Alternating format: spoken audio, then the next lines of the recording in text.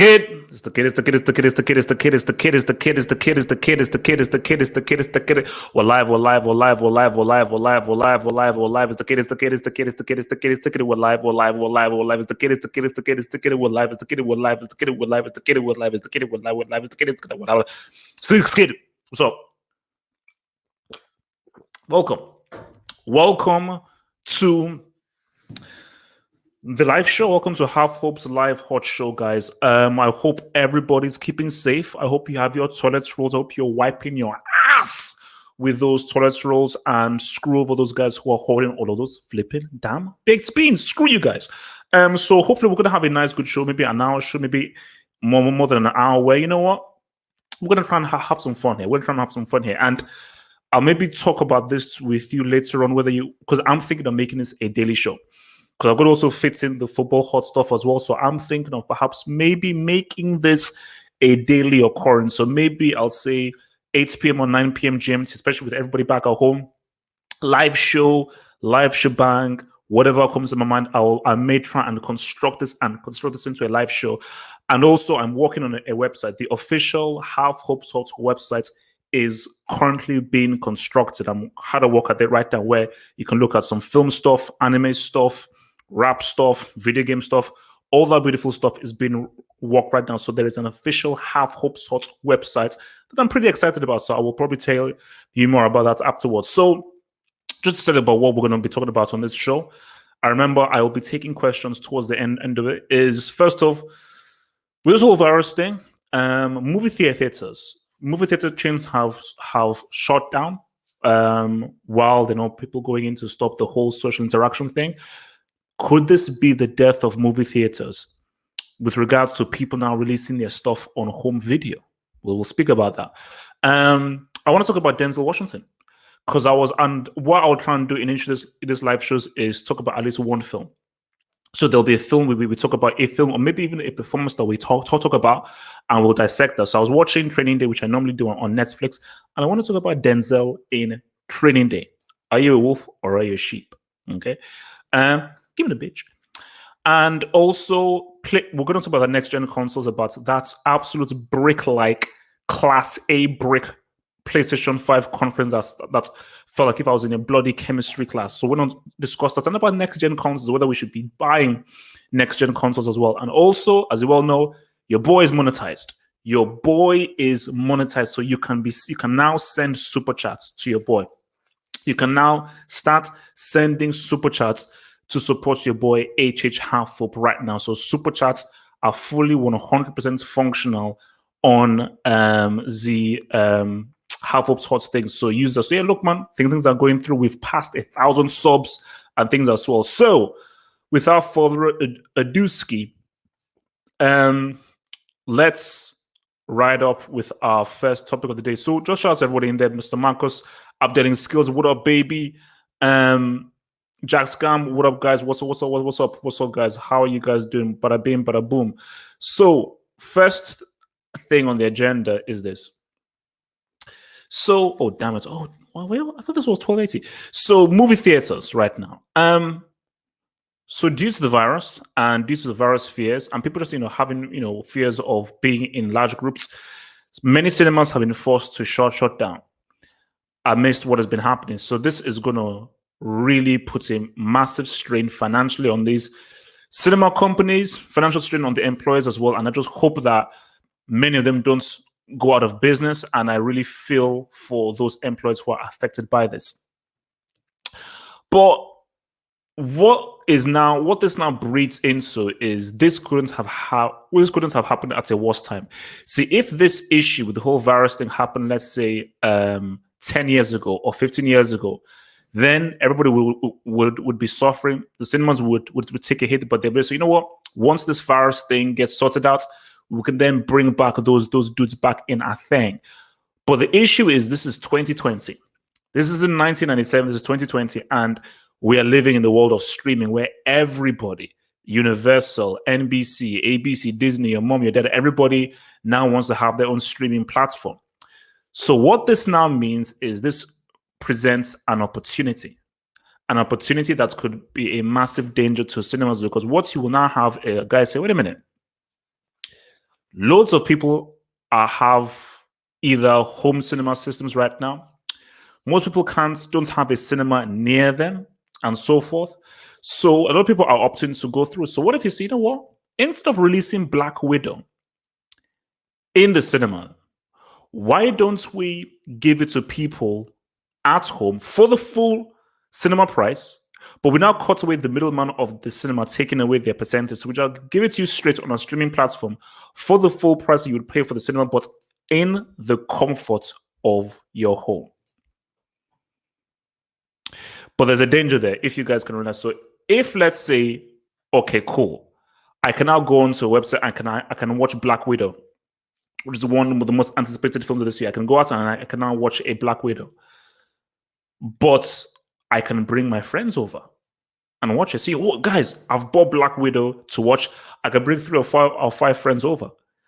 That means that the revenue you would get from 5 people, you wouldn't get. Because if we have to watch Black Widow in a cinema, all 5 of us have to buy a ticket. But if it's Black Widow at home, only I have to buy it. And then I can then bring these 4 or 5 others out there. So I don't know how they can walk around that. Or I don't know how it could be a case of where maybe they actually increased the price. See, that could be, so it's almost like similar to box office when you're buying a fighter or so forth. So maybe they'll say, you know what, if you now want to watch this in your home, once it comes out, instead of $20, it's $40. Or it's like £30. I am paying £40 to watch Black Widow. Yeah, I mean, I may consider it for Batman. I may consider it for Batman, but I ain't paying that much to watch Black Widow. Hell no, no way. So this brings up another issue with regards to cinema versus watching something at home. I just bought myself some pretty sexy THX surround sound speakers. These things are popping. I mean, after this, hopefully I'm going to go and play some Twitch, and I'm going to go and watch The Matrix on it and really try and test the whole surround system thing on it. So, and it's damn good, but nothing beats the experience of watching a film in the cinema. Case in point, I don't know how many of you guys have watched Cloverfield. Now, when I got into Cloverfield a bit late, I think it was already 5 minutes into the film, and there was nowhere to sit. So I had to go to the very, very front of the whole cinema thing to pretty much watch this whole Cloverfield thing. So as I sat at the very front of it, and I was watching it, I was like, this is a crazy experience.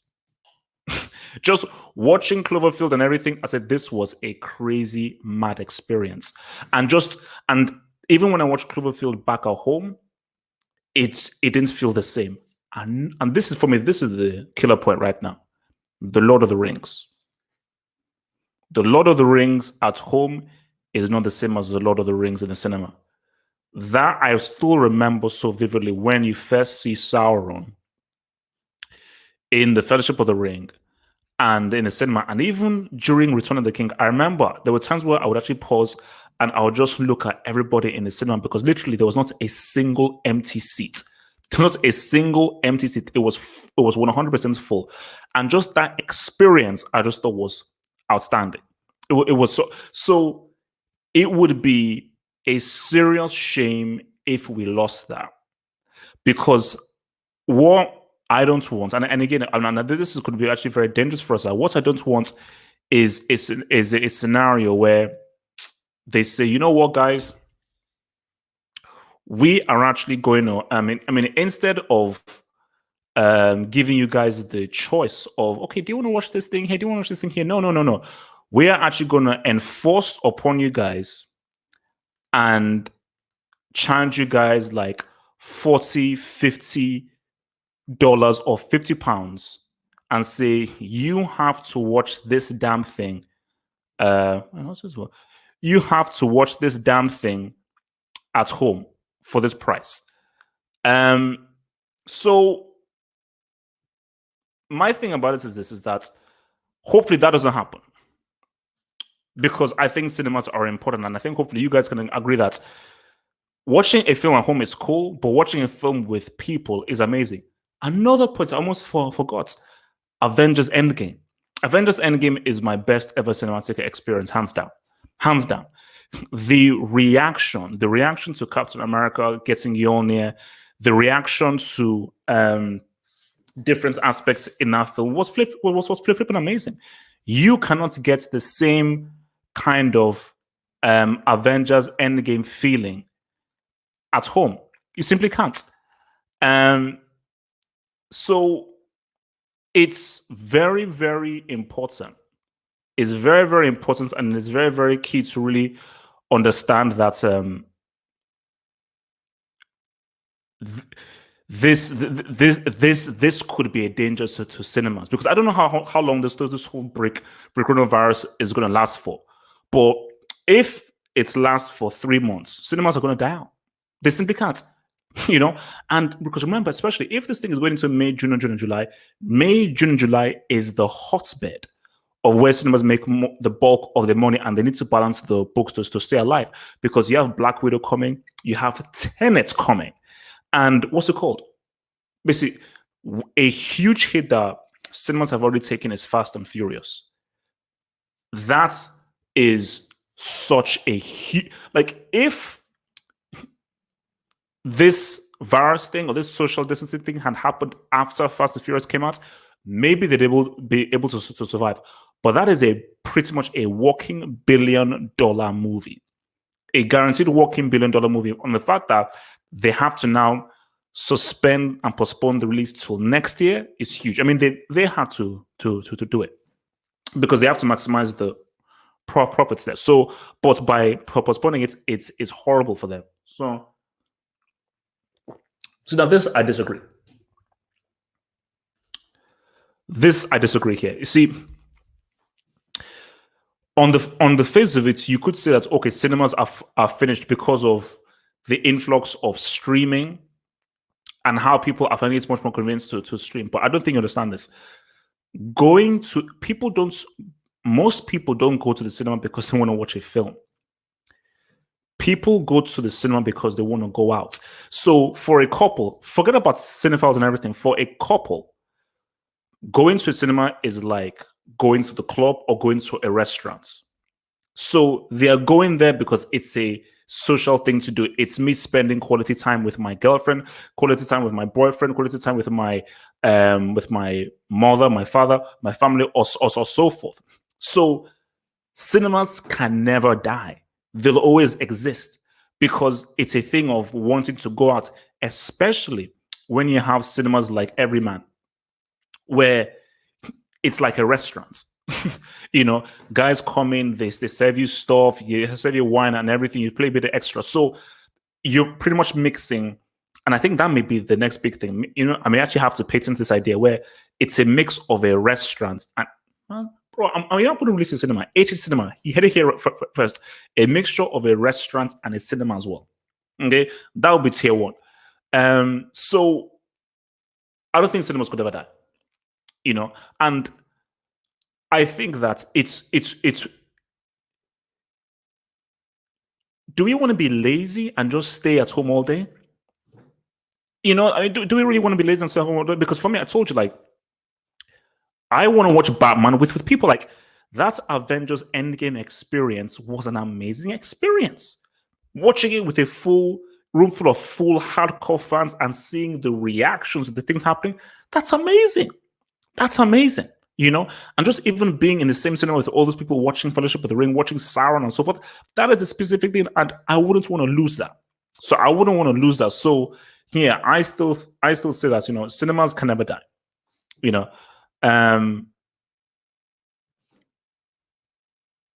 Oh wow. So that is what is public spectacle, like a circus. Yeah, for me, no. See, for me, I think this is different though. I think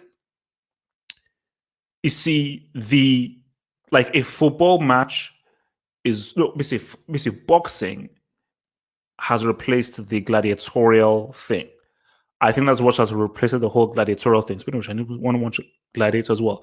So, but I think for me, cinema is the same as going out. A couple don't want to stay at home all day. A couple want to go on holiday, they want to go out and eat, and they want to go out to the cinema. It's just a thing that you do. So it's not about, oh, we want to. Well, they're not going to the cinema specifically because they want to watch a film, because they can just watch a film at home.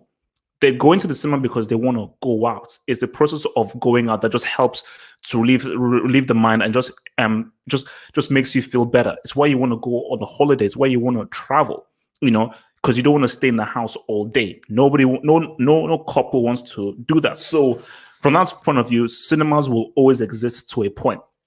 They'll always exist to a point.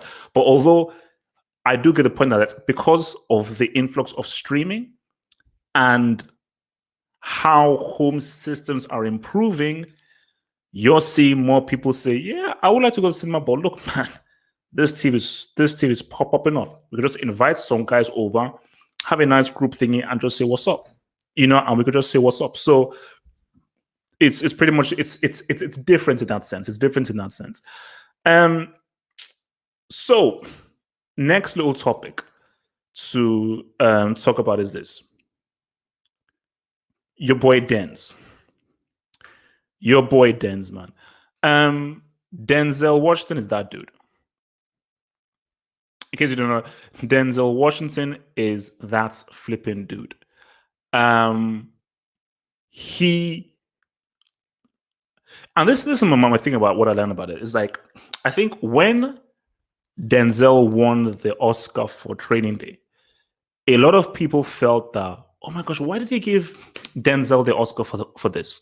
Because like this was a guy that was for me, he deserved the Oscar in Hurricane, because I felt he was better than Kevin Spacey in American Beauty. You saw what he did as Malcolm X, and you just saw what you see in so many. For me, one of the most underrated Denzel Washington performances is Philadelphia. If you've not seen Philadelphia with Tom Hanks, his performance in Philadelphia is flipping amazing. And he plays a very different kind of character in there. So definitely go and watch that. But so when he won for this, a lot of people said that, specifically my brothers as well, were like, man, okay, so they just give him the Oscar for being the crooked black cop and everything. And this person that he wins the leading Oscar. Then I remember having a discussion with my uncle. And my uncle was just talking about Training Day and everything. And my uncle said that, man, this guy was a flipping bastard in this whole thing. And I was like, well, how come? Why so?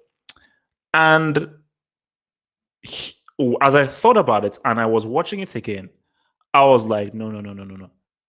This is truly an amazing performance. Because I think I always give kudos to actors who go outside of their comfort zone. It's almost similar to why I think I enjoy Diego Luna in Narcos Mexico, because Diego Luna is known more so for playing kind of romantic, affable, lovable kind of roles. So his character of Felix Gallardo is so much of a departure of what we know him for. So when Denzel played Alonzo in this, it is such a departure of what we know him for. Because when you look at Pelican Brief, Malcolm X, Glory, Hurricane, he normally plays, quite, good, upstanding, noble people. This guy is a bastard. He is evil. He is messed up. He's crooked and everything. But the thing about it is that he didn't play it in a cheesy, thuggish way. Like I don't think that there isn't a film that I have watched more for a performance than Training Day.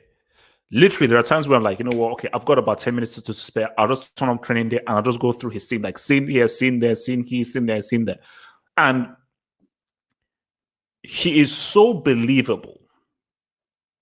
He's so believable in that role that at no point do you think he's acting. You just feel like, no, this guy is really this way. He's really this way, because you see, we've seen the Crooked Cop played so many times before. We've seen him played so many times, but I don't think that we've seen the Crooked Cop played this well. ever before with this much detail.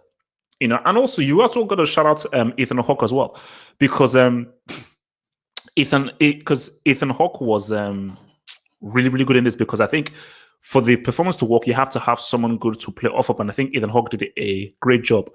But I just think for Denzel, man, it was because I think why it's made such an impact on people was how what because we'd never seen him in this element. And I always say that, for an actor, every actor must put themselves in completely different situations. That's why for me, Gary Oldman is the greatest actor of all time, because Gary Oldman has done everything. He's done everything. Every single thing you can think of, he has done everything. So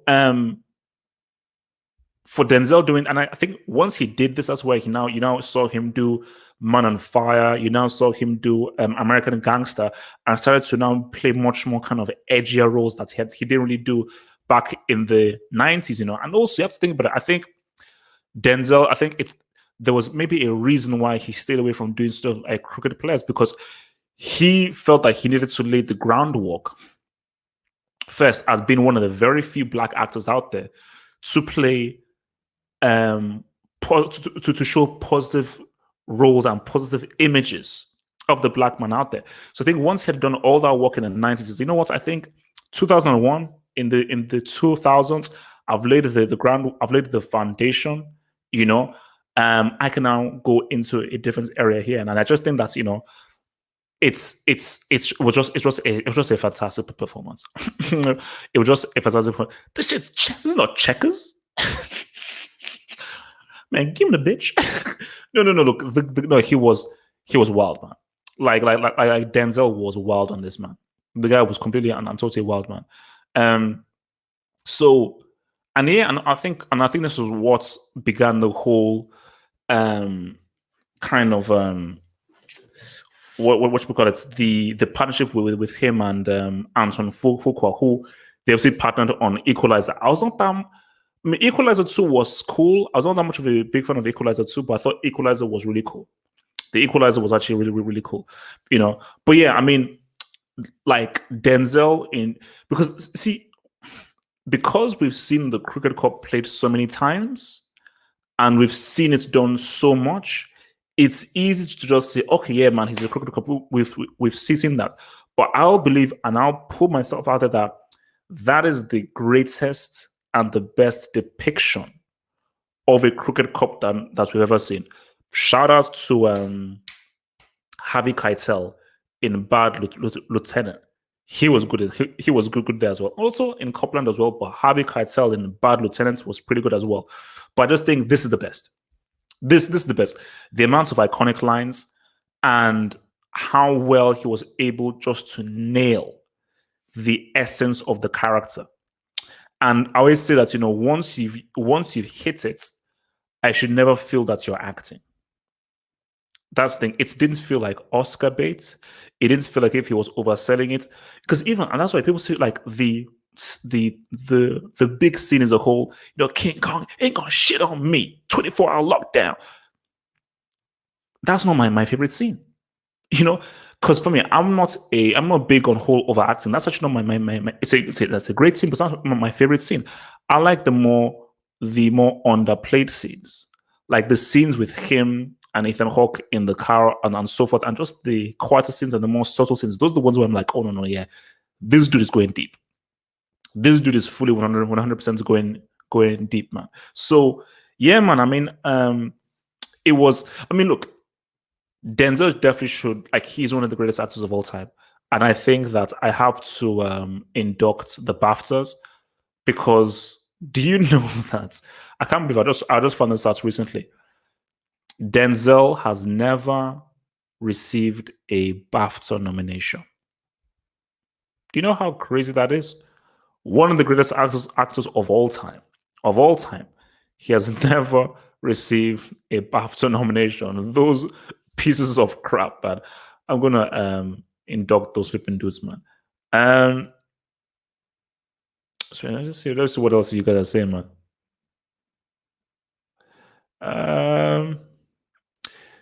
So yeah, no, hands down easily. No. For me, Denzel has to get at least top 10 of all time actors. I mean, I would say yes. I'd say yes. You know, like obviously, I can't really give my top 10. I mean, you've got Denzel. You have to have Gary Oldman. You have to have Daniel Day-Lewis. You have to have Pacino, De Niro, Brando. So yes, obviously yes. So you have Pacino, De Niro, Brando, Day-Lewis, Oldman. You have Denzel in there. Yeah, he's easily top 10 for sure. Easily top 10 for sure. Like I mean, because and also it's his consistency as well. Like how many times have you seen a film where Denzel hasn't been good in it? Or how many films have you seen where it feels like if he's phoning in a performance? You know, I've seen some pretty iffy, like Pacino was in Jack and Jill. De Niro was in Bad Grandpa. I don't think Denzel has a Bad Grandpa or Jack and Jill. You know, so and also he's done quite a lot of films. So to do the amount of films that Denzel has and not to have either a Jack and Jill or a Bad Grandpa, I think that puts me a little bit ahead of a De Niro and Pacino. Just like De Niro and Pacino have some all-time classics. You know, I was just watching some scenes of Scarface. Bro, man, look at you now. I told you, don't fuck with me. Man, Pacino. I mean, we'll maybe discuss it on another live, but Pacino and Scarface was crazy, man. But yeah, Denzel Training Day, man. What you know what? As I said, you know, that for me is the most rewatchable performance. I have watched that performance more times than any other acting performance. Yeah, I'll say yeah. Like since my school days, I have watched more clips of his performance in Training Day than any other acting performance. Because I don't. You could just keep going back. You can keep going back again and again and again and again. So, nah, man. Denzel is that dude, though. All right. So, where do we start? Where do we start? Um, so PlayStation 5. They were. This is first of all. I don't know why they did. Guys, I'm confused. Where the hell has gaming gotten to right now? So this dude, I don't know who he is, has a very weird voice, decided to give us a deep dive into the PlayStation 5 and what it does. And as I was sitting down, I was saying that to myself that, okay, now this would be cool if he did this in private, behind closed doors with super tech people. I don't want this to be promoted on Twitter, on Facebook or Instagram because this was obviously not a presentation for the regular person. Because 99% of what this guy was saying, I had no flipping idea. I am not a software engineer. I'm not a computer engineer or a computer scientist. I am just a regular ass consumer that likes to play video games.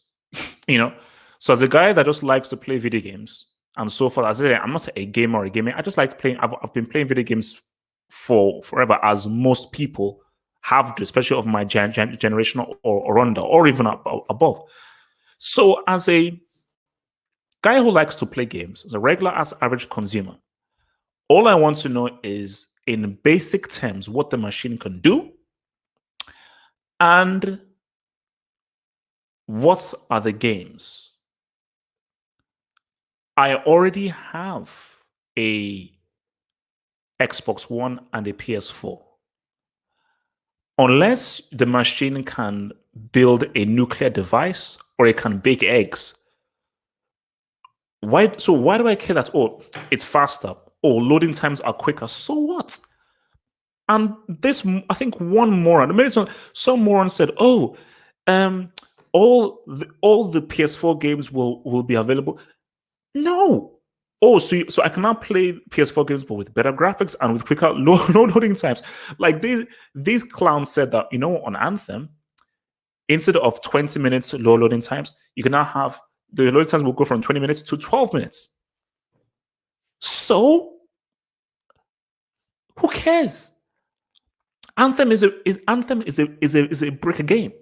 Anthem is a brick game, and Anthem is on the PS4. What PS5 games are you showing me? And this leads me to this thing as well. The next gen consoles. Guys, look.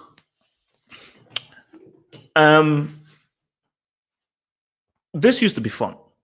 I mean, the last time that we had a genuine, like, where I was genuinely like, okay, wow, what do I buy? Was the 360 and the PS3. And yes, guys, the 360 was a better machine than the PS3. I don't want to hear about Last of Us. I don't want to hear about Uncharted. The 360 beat that ass. Because whatever Last of Us you can throw at me, all I have to say is Mass Effect 1 and 2. Sorry. Like, there is no game there's no PS4 exclusive that can say anything to Mass Effect 1 and Mass Effect 2. Nothing. Sorry, Mass Effect 1 and Mass Effect 2, it beats that ass. It beats that ass. So that was the crazy thing here. But my thing about it here is this. When the 360 came, it came with games. It came saying, no, I'm coming in with games. Okay? Because we're not coming for play. Because the 360 knew that, oh, PS3, you're going to overprice it, and they're going to hardly be any games, and all your offerings are, oh, it's a Blu-ray. Okay, cool. We're going to now copy the PS2 model, and we're going to say, you know what? Maybe this is a strong machine because the PS3 was a stronger machine with better graphics. But 360 smartly said, we're going to give you games. Because at the end of the day, it's about the flipping games. Nintendo can't even sniff the graphical power or the general power of the PlayStation or the Xbox. But you want Nintendo has? It has games. The Nintendo has games. Look, have you looked at the graphics of the Wii? Those are like flipping SNES 80s graphics, but the games are imaginative and the games are cool. Why is the mobile game industry doing so well? The mobile game industry should not be able to say anything to PlayStation or Xbox, but why is it doing so well? They have games. And the games are enjoyable. I use my PS4 and my Xbox more for Netflix, YouTube, and playing DVDs than I do for gaming. All I did on my 360 was, the last console that I gamed on was 360. All I did on my 360 was game, because there were so many games to play. There were so many games to play. But what you now have with these consoles is they don't. We have to be very careful here. They don't care about games anymore. They're no longer in the gaming business. They're in the entertainment business. So what they want is to try and put forth a strong argument to make you pay $400 or £400 for a machine. That's what they want to do. So all this crap about it can bake eggs, it can make you grow into a giant, it can make your balls look as smooth as a baby's ass. All these things that it's promising is, we want to bring forth an argument for you to pay about $600 or $500 for this, £400 or £500 for this. That's what they want to do, which is stupid. Because okay, I get the machine. Okay, now what? Oh, the graphics are superb. Okay, it's great. It's powerful. It's fast. The graphics are great. Where are the games? Because if you can't give me games, I'm happy with my PS4 and my Xbox One. So I don't think these morons grasp that. So I don't know about you guys. Who's getting this on day one? Who the heck is going to get this on day one? Like, yeah, I know they are, but Mass Effect 1 and 2 began as 360 exclusives. Then it came onto PlayStation. It came onto PlayStation as after the fact. But it began as a 360 exclusive. See, the really stupid thing that PlayStation did, see, if PlayStation made GTA an exclusive, then they would have probably sold more consoles. But so I played GTA 4 on the 360. I played it on the 360. Obviously, same thing. Red Dead Redemption, I played on the 360. Did I play on the 360? Yeah, I think I did. I think I played. Yeah. I think I did. Yeah, I played on. Basically, every major release that was on both consoles, I played on the 360 because I was like, I mean, sorry, why did I even? First of all, I got a PS3 second hand, and I think I got the PS. Yeah, I got the PS3 to play on Uncharted and Last of Us. Because I didn't finish Last of Us. I only played like a third, and I forgot what happened to do. Well, I had to do something else. But I got the PS3. I only got the PS3 to play Uncharted. That was it, because it was an exclusive. So now, if they had made GTA 4 an exclusive, oh my gosh, I would have gotten a PS3 100%. Like, the reason why most people got an Xbox was because of Halo, and I got a 360 because of Halo. It's like, oh no! I have to play Halo and Halo Online, so that's standard. That's the power of a video game. Like, what sells your machine isn't the graphics or the specs. What sells a machine is you have to get this machine to play this game as an exclusive. That's what sells it. But these morons aren't in this business. These morons are in the DLC business. They're there to make money. They're there to shock and jive you, and that's to get money off of you. And maybe you guys will fall first, but unless you come forth with an amazing game. See, it's unfortunate that E3 is cancelled this year, because maybe at E3 they would have hinted at something. But as of right, and because remember, because see, now this is another key thing. How easy is it for developers to make games for these machines? That's another aspect. Because that if the developers are finding it hard to make games, or are finding it hard to program on these machines, you're not going to get the games. And I'm sorry, I'm not buying a PS5 or an Xbox Series X if there are no games there. This can be the most powerful thing in the world. The most powerful thing in the world. If the games are trash, they're trash. I don't want to play a trash game with superb graphics and zero loading times. Okay, yes, the graphics are amazing. No loading time, superb. This thing looks great. It looks superb. This is 5D. The game's trash. I don't want to play a super HD 5K version of Army Men Sarge's Heroes 2. Okay. All right. You hear me? I don't want to play a 5K version of Mass Effect 3. I don't. I really don't. So you see now, that's the key thing there. GTA 6. See now, if I see GTA 6, I see an announcement of GTA 6, I see a trailer, let's talk. See, for me, that is what would get me to buy one of these consoles. If GTA 6, let's have a conversation. Then let us have a full-on conversation. If I see you've got GTA 6, let's have a conversation. I'm ready. I am fully 100% ready.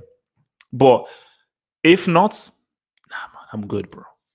Nah, man, I'm good. All right, guys, look, man. Last 15 minutes or so, send in those questions, man. Send in those cues, man. Remember, man, the super chats are alive. They are real. So if you want to support your boy HH, you can hit up with that super chats, or you could just send in those questions, man. Send in those questions. Send in those questions, man. You see, I never played San Andreas, man. I never played San Andreas. And I mean, maybe it's this is long-winded and everything, but the short story is that the way that the black characters were sort of presented in San Andreas and GTA, it rubbed me the wrong way. I just want to say something like it was a taste. It was a taste. And I was like, you know what? Nah. So that's why for me, I rocked with GTA 3, Vice City, and so forth, man. So, oh, that's interesting. I'm an upcoming actor. Any tips on films to watch? HH? Wow, interesting, man. Very interesting. I think I always say to guys that like acting was actually my thing before I did this. So I actually wanted to be an actor, and people have found some films that I've done online. So if you look hard enough, yeah, there are some films that I did because I used to do a lot of short films. Films to watch as an actor. Um, Pretty much any Gary Oldman film. I think that is a great place to start. So I would recommend you watch Leon, the professional for Gary Oldman. You watch JFK again for a Goldman, and you watch what my call it? You watch um, True Romance. You definitely want to give Gangs of New York a watch. Godfather 2. Midnight Cowboy for what Dustin Hoffman does. Capote, Philip Seymour Hoffman. Because I think in all of these ones, you're looking at, I think a key thing to acting is stillness, acting through your eyes, less is more. Knowing how to really do accents and the discipline of maintaining an accent, and also the discipline of maintaining the trajectory of a character. So definitely, and obviously you want to look at Denzel's work as well. Denzel and Forrest Whitaker. Look at Denzel and those are two guys you want to look at. So basically, look at films of Denzel, Forrest Whitaker, Philip Seymour Hoffman, Gary Oldman, Daniel Day Lewis. So obviously, a Forrest Whitaker, obviously, Last King of Scotland. Watch his stuff on the Shield TV show, and even because I just watched it recently, The Great Debaters. He was damn good at that as well. So yeah, those are what I would recommend there. Thoughts on Seven? Seven is a masterpiece. It is a masterpiece. Probably the best crime detective film ever made. And I even tweeted the screenwriter Andrew Kevin Walker, I believe, and I actually told him that, bro, your script is amazing. So that's where like this it is an excellent screenplay, superb direction by David Fincher, superb direction by David Fincher, and superb acting by Morgan Freeman. Brad Pitt was cool, but I think Morgan Freeman was really his film. Great Fincher aesthetic, but that script was outstanding. Kevin Spacey was also very good as well, but that script was absolutely outstanding. So Seven for me is one of my, easily one of the best films ever made, for sure. One of the best films ever made. Our first super chats, man. First super chats. So after skills, man, thank you very much for the super chats. Thank you for the support. Why don't you rate Van Damme Bloodsport Tier 1? You see, I don't because the thing is this. It's the whole Van Damme what's his name again? Steven Seagal thing. I'm more of a Seagal guy, and some guys are other Van Damme guys, but I respect Van Damme. I respect him, but for me, it's just a taste thing. But I'll tell you this: Bloodsport is amazing. You broke my record. Now I'm gonna break you. What's it called? I think it's Mbolo Young or something. So Bloodsport is amazing, and Forrest Whitaker was in Bloodsport as well. And there's even an interesting story about Bloodsport because that was a film where Van Damme literally he gave his all for that because that was that was the film that would have made or broken him. If that film failed, his career in America would have ended. So he used and did everything in that film, and I think they almost tried to scream over because he wanted the fights to feel very real and he wanted to feel it's very authentic. But I think the producers trying to mess things up. But what I've always said and what I always give Van Damme is the best training I've ever seen in a film is the training in kickboxer. The training in kickboxer is hands down some of the best training I've ever seen in a film. Absolutely incredible. And Kickboxer is a great film. Kickboxer is, I mean, if you haven't seen it, Kickboxer with Van Damme is a great film. Just the training in that film is amazing. Because I remember when I watched it in Nigeria, because there's a scene where, because obviously Van Damme is known for perhaps being the best guy at doing the splits. And there are these trees that he does, and the trees force him to do the splits. But obviously, like Van Damme, because I think he did a bit of ballet and everything. The way that he does kicks are amazing. The way he does kicks are amazing. Absolutely amazing. Absolutely amazing. Um,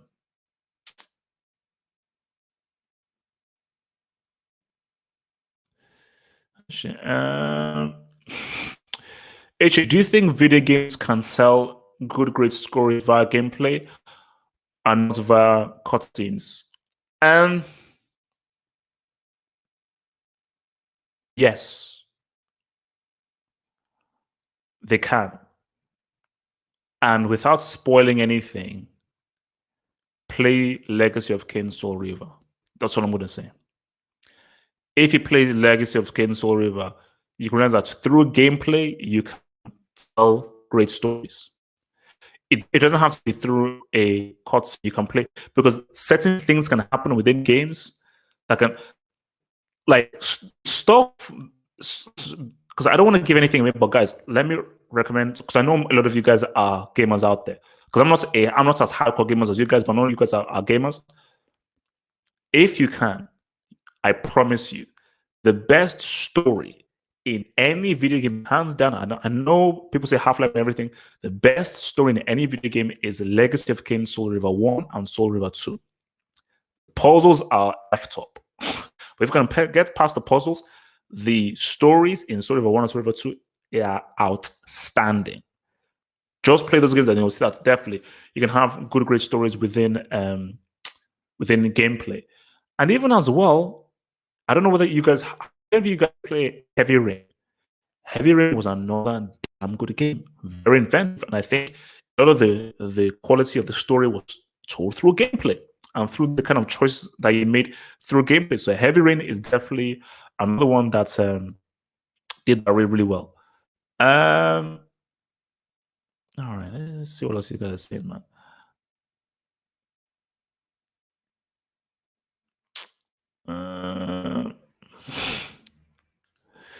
Thoughts on End of Watch? Quite underrated. Really, yeah, good film.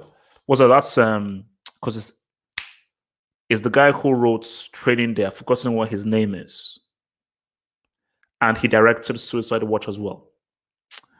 But yeah, obviously, that's with Jake Gyllenhaal and something Pena, Michael Pena. Say Michael Pena and Jake Gyllenhaal. Really good, really good. I mean, the way it's filmed, it's filmed really well, you know, and it's got a very unique way of film. And it was cool because I think I remember the thing I messed up is that when I saw it the first time, I saw it like halfway through onto the end, but I didn't see the beginning.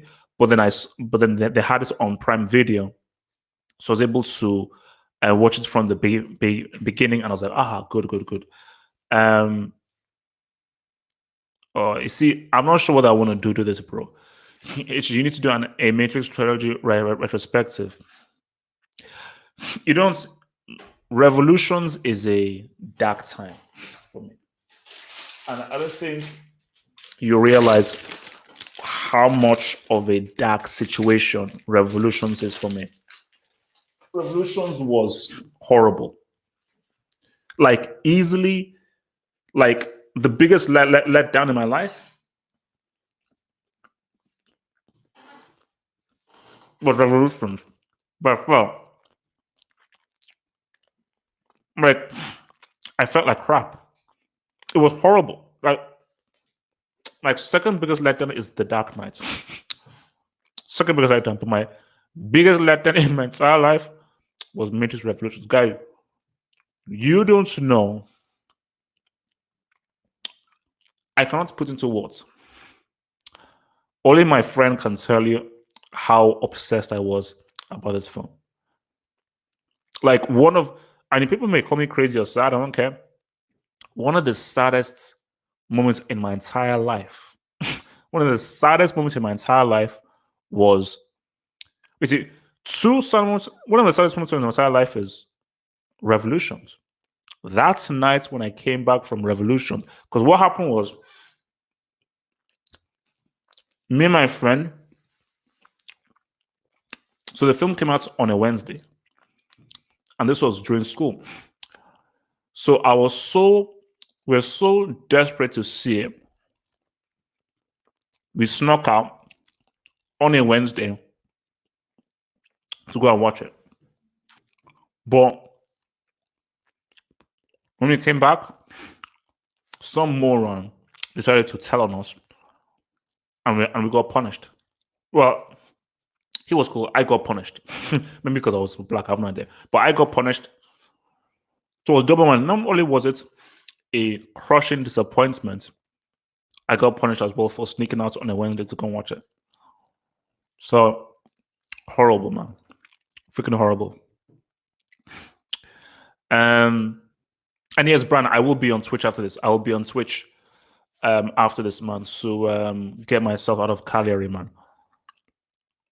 Yeah, man, Dino's doing his thing, bro. Dino's doing his thing, man.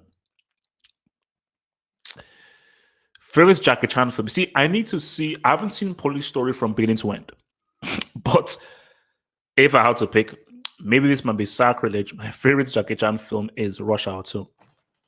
You know, because Rush Hour 2 is perhaps one of the greatest comedies of all time, easily. And Jackie Chan is in it, and Jackie Chan is amazing. And it's not only with his stunts and his fighting, but his comedic timing and the chemistry that he has with Homeboy. Like, yeah, I'm like he is that dude, bro. He is that flipping dude.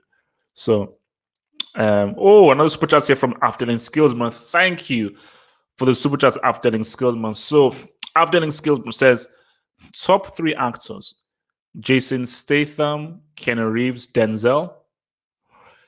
You see, you can't put Denzel in that category because what Denzel does is very different from what Keanu and Jason Statham does. See, and I think all 3 of them are in different categories. I think Denzel is much more of a dramatic actor. Jason Statham is much more of an action actor. And Statham has even said himself that, no, I know I'm not that great of an actor. I just do what I do. And what he does is just something very different, which really isn't the same as what Denzel does, which is regards to dramatic acting.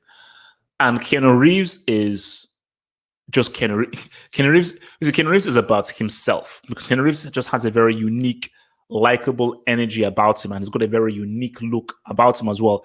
And Keanu Reeves is just much more of basically he's just known for like, wow, this guy does his own stunts. Like when you look at what he achieved in John Wick and in The Matrix, like both things, what he achieved in The Matrix and John Wick, bro, like give that boy kudos, bro. Give that boy kudos for what he achieved, because what he achieved in those films is flipping amazing. It's flipping amazing what he achieved. He achieved in those films, man.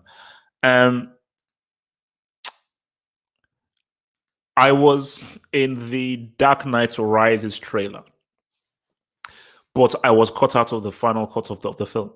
But yeah, I was an extra on the Dark Knight Rises. So yeah, this was when I was still trying to be an actor. I told you, like, guys, I don't understand. Acting was going to be my thing. Like throughout my school thing, me and my friend, all we did was actually make films, and we were the reason why they even introduced film studies in our school, because we were the first guys to pretty much make like a film that everybody knew and saw. So we were pretty much the film guys, you know. So, and it's like even as well, like even now, like this Turkish dude of mine said, "Yo, man, let's make a film." So I am definitely. Because the issue was, I realized that I can't be a full-time actor because I don't think I like the vibe of being around other actors, because I'm like, Nama, you guys are just a bit too cheesy. But I still enjoy acting. But it's not something that I can take fully seriously. It's just something that I can only do for fun. Like doing plays and doing Shakespeare, nah, screw that. Like for me, I'm not a fan of Shakespeare. But just as long as it's fun, then I'll do it. So that's why I want to definitely try and do a film, and that's why even in the football hut, I definitely want to create a whole cinematic feel about some of the stuff that we're doing. Just try and make it a bit fun, make it a bit fun. Um, DiCaprio or Bale? Interesting. This actually, rather than me answering this, I think I may. That's probably going to be an ultimate battle. I think I will leave that to be an ultimate battle rather than put that in right now. Did you study in UK or Nigeria? So I was born in London. Then I moved to Nigeria when I was like, I think, a few years old. So I did my nursery school and parts of my primary school when I was in Nigeria.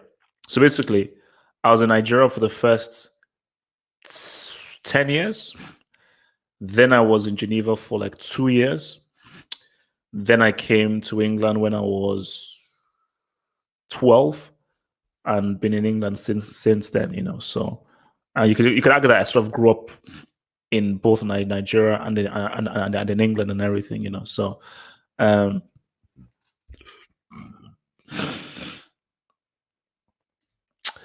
so thoughts on Fantastic Four. Really cool concept that hasn't really been done justice on film.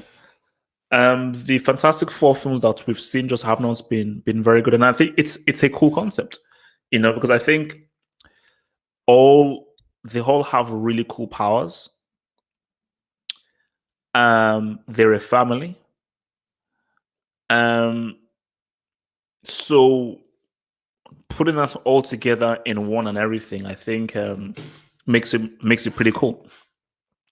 But people haven't really cracked it. I think the key to cracking Fantastic Four is you need great chemistry between the four actors, and I think in both iterations that they've made, they've not been able to really find that great chemistry between both of the actors and everything. So that's just really been the major issue. Especially if the Joker movie came out. Oh, bro! Because if it did, that'd be horrible. Because then nobody would be able to watch it because it would be postponed. See, for me, like I'm not looking that much forward to Black Widow.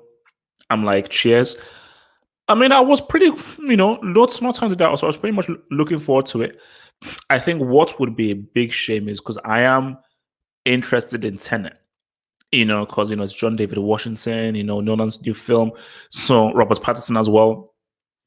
See what the new Batman guy is doing. So, but that's in July. So, like, I think if that is moved, that would be unfortunate. So, hopefully by July, and we can be out of the woods there. So, it's we just have to wait and see. Just have to wait and see. Hopefully, this can all be cleared out, man. So what do you think of Joker's success pushing Spawn ahead with potential McFarlane directing and full creative control this year, as he says, with an R-rated? See, now this is complicated here. Because for me, Spawn is my main guy. Like, Spawn is my favorite comic book character, as a character, is Spider-Man. My favorite comic book is Spawn, and I am actually still trying to collect all single issues of Spawn. So basically, if you look at my house, I've got about 40 or 50 Spawn issues, and my main aim is I want to try and collect all the single issues of Spawn. Because for me, like, the artwork, the character, the story, and everything is outstanding. Like, Greg Capri is amazing. You see, the danger of Todd McFarlane directing Spawn is what you saw with Frank Miller and the Spirit. You see, Sin City was primarily directed by Robert Rodriguez, so he was fully in control. Then Frank Miller was just there to help. But once Frank Miller was now left to his own devices, you saw the Spirit, which was just a mess and wasn't nearly as well directed or as cohesive as Sin City was. And I think all because you're a great artist, Todd McFarlane is a superb, amazing artist, doesn't mean you'll make a great director. Like, I want him to succeed because I'm a huge fan of Todd McFarlane. Because I think he's a really smart mind, a really clever mind, and everything. But my fear is the fact that even if because he says that I'll have experts and all these guys around me, but at the end of the day, you can have the best cinematographer, the best production designer, the best AD, the best actors. The director is still the director. Because all of these guys follow your lead. So you have to have a clear filmmaking idea of what you want to achieve. Because Frank Miller is just as talented, if not maybe even more talented than Todd McFarlane. If you look at, I read that 300 graphic novel, which is amazing, but we also saw what happened in the Spirit. So, like, I don't know, man. I don't know. I mean, I wanted to. I mean, I want Spawn to be good, but like, if let's say Spawn was being directed by, let's say, a David Fincher, I would definitely be a lot more interested, like, in that world, in David Fincher creating that world for Spawn and everything. So, we just have to wait and see and look, man. So guys, man, look, man. That is it from your boy here, HH. Half to that hope. It's time for me to get on a little bit of Twitch myself, twitching and Twitch out and do that thing. So guys, I'll see you guys soon. I mean, I may see you guys tomorrow. I may just see you guys tomorrow. Just watch this space. I may do this thing on the daily, man, and give you like a film breakdown and give you guys a thing on the daily. So peace out, stay true, stay black. Your boy's out. I'm out.